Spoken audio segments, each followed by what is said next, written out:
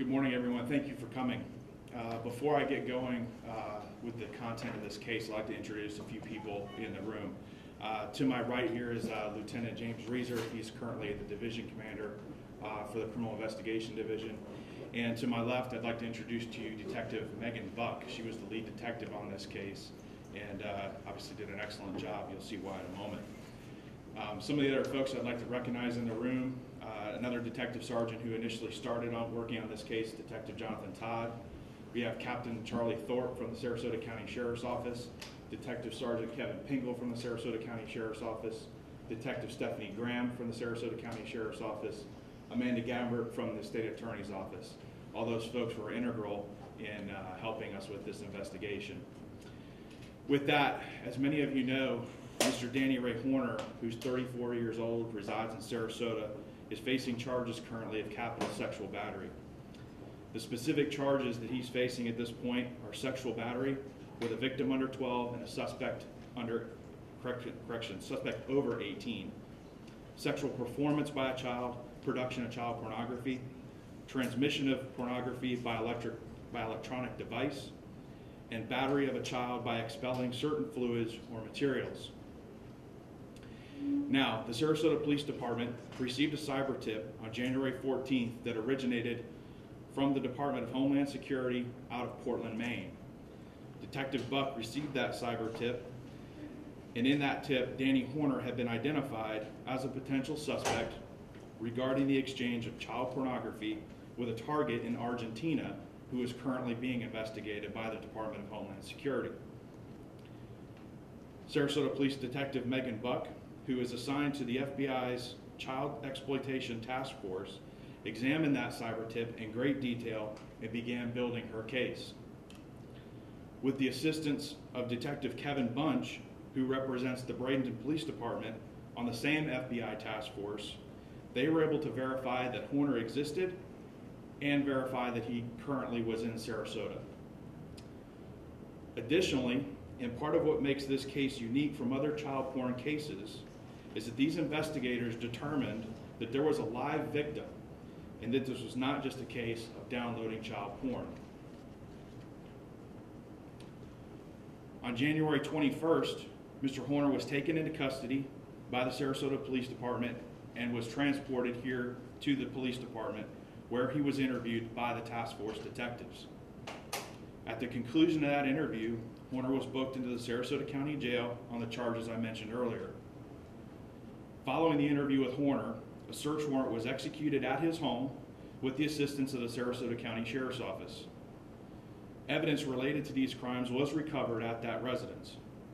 A search warrant was also executed at Horner's truck, where additional evidence was recovered regarding this case. Again, with the assistance of the Sarasota County Sheriff's Office, forensic examinations were done on the electronic evidence, yielding additional evidence related to this crime. Based on the interview with Horner, additional investigation took place that spanned internationally, literally across the globe, to New South Wales, Australia.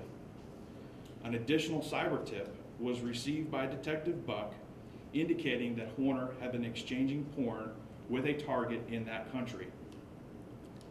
A dialogue then began between Detective Buck and a federal police agent in Australia. As a result of that dialogue and investigation, a search warrant was executed and a male subject has been arrested on child porn charges in Australia. Detective Buck's continued determination into making sure that there were no additional live victims led to a discovery by Detective Buck that Horner had been communicating and trading child porn, with a target in West Virginia. The status of the West Virginia case remains open and is being investigated by the proper authorities there. One final target in Tokyo, Japan has been identified as a destination for a child porn exchange. That case remains ongoing. Now, all of you should have received the probable cause affidavit via email. And as many of you probably have seen already, these documents are extremely graphic regarding the details of these charges. The Sarasota Police Department is asking the media to please remember that the victim in this case is a defenseless one-year-old child.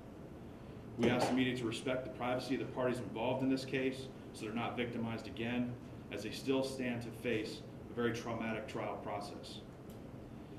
Now, this case is an example that evil does exist in this world, but thanks to the hard work and dedication of the men and women of the Sarasota Police Department and our partnering agencies, this monster is behind bars. Let this be a warning that the Sarasota Police Department will not tolerate this behavior when we become aware of it, and we will relentlessly investigate and pursue those responsible for it to the fullest extent of the law. Now, with that, I will do my best to answer any questions that you might have. Obviously, I think it goes without saying that this is still an open and active investigation, so some of the additional details you may be curious about, I may or may not be able to answer, but I will give it to the floor for anybody that has any questions. How was Horner when you arrested him? We read the details in here, but how did he react to your detectives? He reacted appropriately as somebody was being accused of the charges of what you've seen. He was upset. Over what span of time was he committing these crimes with this child? I believe it was November through January. November of last year, October, November of January, October, November of 2014 through January of this year. Did he perform this alone? Do we know, are there any other suspects in Sarasota you're looking for? No, what I can tell you is that there's no additional threat to this community, that we believe we've isolated the one and only suspect and arrested him in this case, and that there are no additional victims. That one-year-old, obviously with other family members or in protective custody right now, can you talk about how that child is? I can tell you that the child is in the appropriate care, that the child is in good condition and is with his family. Do we have any idea of any other countries he may have exchanged these images with? At this point, not anything more than what you initially read. I believe it's Argentina, Australia, of course the United States, and Tokyo, Japan at this point. It stands to reason there could be other countries involved in this, but at this point, those are the ones we've identified. Is Horner related to this victim? At this point, we're not ready to disclose the connection between the suspect and the victim in this case. So, I know you touched on it, but just to recap, this was the only, this one-year-old was the only live victim in the cases, or the other ones that are open you can't really discuss? It's the only live victim that I believe we've identified. There are no other live victims at this point, correct? At this point, we do not know that for the other cases, but for our cases. Are you sure that there are not any other victims? No, I can't say that with 100% certainty, of course, which is part of the reason this remains an open investigation. Detective Buck, her partner with the City of Bradenton Detective Bunch, they're still chasing down leads on this, still examining forensic evidence. And there's a great deal of forensic evidence, especially as it relates to the electronic evidence, that's still being evaluated. You know, reading this, and I know you touched on how disturbing it is. Yes. It's really difficult to even read these conversations. I imagine for you guys uncovering this and having to go through this over, you know, a longer period of time. Can you talk at all about what something like this sort of a case does? It's horrific. It's tough, you know, to read the details of these conversations, as you said, that he had. You know, we're professionals. We're trained. Most of the people that investigate these type of cases have had special training, and part of that training, I would say, goes into how to, and I hate to say compartmentalize this, but you have to. We have a job to do, so you can't. There's a fine line between being professional and keeping your emotions out of it, but at the same time, of course, we're all human beings. If you think we didn't go home and hug our kids a little tighter that night, you know, of course, those are the things that happen. So. Do you know how Horner got into contact with these people from other countries? At this point, that's still part of the investigation, and we're still chasing down the different means by which he was using to initiate these conversations with these other targets. So at this point, I'm not really comfortable disclosing those details. What triggered the investigation, and how long did this investigation take? The investigation was initially triggered through the cyber tip that was received in Portland, Maine, or from Portland, Maine. A Department of Homeland Security investigator initiated this cyber tip and shipped it to Sarasota after identifying that the target was in Sarasota. And then at that point, how long did it take before we were able to get it? Just a couple weeks, just a short period of time. Like I said, as soon as we received it, we began working on it immediately. of course, the details that are part of the cyber tip are, eye-opening, to say the least. So Detective Buck, her partners, the other partners that we've identified here today worked real hard, real fast to identify this guy and to get him in custody. Was it like an IP address or email address? How were you able to track him? At this point, again, that's one of those things we're not really ready to disclose yet because it is still open. We're still examining those things. You touched briefly on how this case is unique. It is sort of where we hear about child pornography arrests, but not so much about the sexual battery connected to that. So talk a little bit about how it's unique in this case.